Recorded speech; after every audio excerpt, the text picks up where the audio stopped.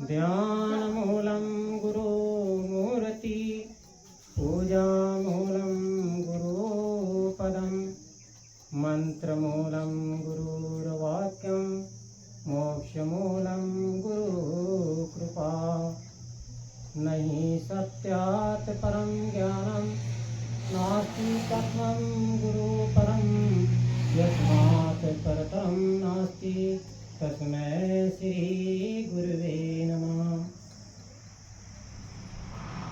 नमो नमो गुरुदेव को, नमो कबीर कृपा, नमो संत शरणागति सकल पाप विनाश। गुरु के सुमिरन मात्र से विनाशत विघ्न अनंत, तासे सर्वारंभ में ध्यावत है सब संत, तासे सर्वारंभ में ध्यावत है सब। परमिष्ट प्रातः स्मरणीय विश्व वंदनीय सद्गुरु कबीर साहब के पावन चरण कमलों की दया से मध्य प्रदेश के बैतूल जिला तहसील आठनेर ग्राम राबड़िया में प्रति वर्ष के अनुसार इस वर्ष भी चौका आरती का आयोजन किया गया है। बड़े सौभाग्य की बात है कि ग्राम राबड़िया में हमारे परम आदरणीय नागले साहब जो कई दिनों से, आज नहीं कम से कम 30 से 32 वर्ष हो जाते हैं, उनकी श्रृंखला नित्य प्रति वर्ष चौका आरती करते आ रही है। उनके परिवार में उनकी श्रद्धा, उनका भक्ति, उनका प्रेम ऐसा अटूट है कि उन्होंने कभी भी भक्ति भाव से कभी वंचित नहीं हुए। सद्गुरु से प्रार्थना करता हूं मैं कि सद्गुरु उनको, उनके सारे परिवार को ऐसे भक्ति भाव में लगाए और सारे दुखों से उनको निवृत्ति मिले।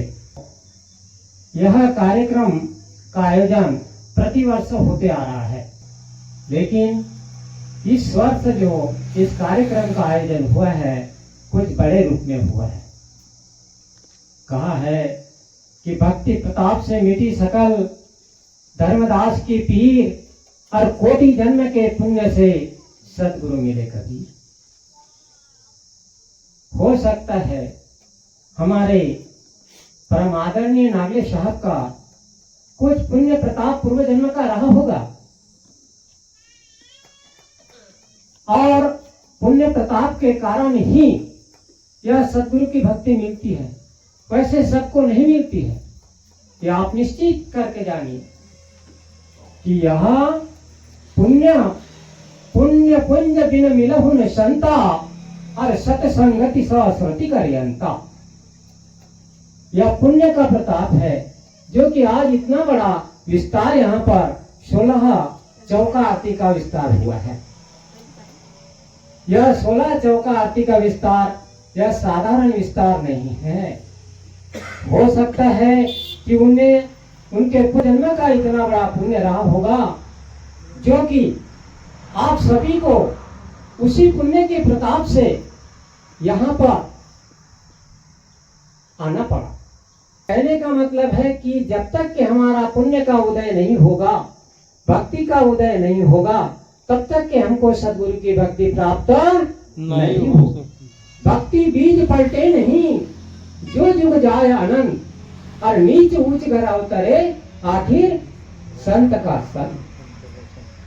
भक्ति बीज कभी नहीं पलटता है। सारा बीज जो है समाप्त हो सकता है, पर भक्ति बीज कभी नहीं पलटता है। खंड ब्रह्मांड सूखा पड़े पर भक्ति बीज नहीं जा। तो देखिए हमारे नागले साहब का यह पुण्य का विदय हुआ होगा और उनका प्रेम था। आज हम सब के बीच में उन्होंने यह कार्य को दिखाया। देखो कहा है किसी संत जी ने कि अगर हमको किसी को बुलाना है तो हमको क्या करना पड़ेगा? निमंत्रण देना पड़ेगा। किसी को बुलाने के लिए निमंत्रण देना पड़ेगा, तब तो कोई आता है। अगर भगवान को बुलाना है तो भी उसके लिए हमको कुछ करना पड़ेगा। तो जब तक के हमारे हृदय के अंदर में प्रेम का भाव नहीं उठेगा, किसी कवि ने, किसी संत जी ने कहा है कि जहां दीपशिखा मुस्काती है परवानों की भीड़ मचलती आती है।